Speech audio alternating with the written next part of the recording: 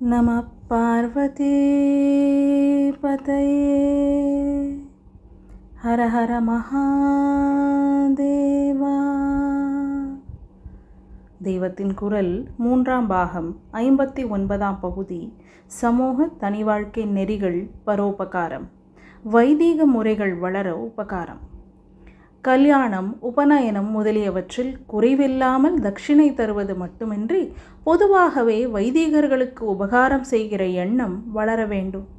இது இல்லாததால் தான் அடுத்த தலைமுறைக்கு வைதீக காரியம் செய்து வைக்கவே ஆள் கிடைக்காத மாதிரி செய்திருக்கிறோம்.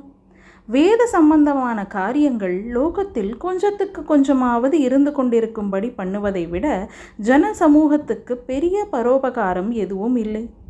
இப்போது வினோபா பூதான் என்று சொல்வதற்கு முன்னாடி பழைய காலத்தில் ராஜாக்களும் பிரபுக்களும் வேத வித்துக்களுக்கு நிலம் மானியம் பண்ணினதுதான்.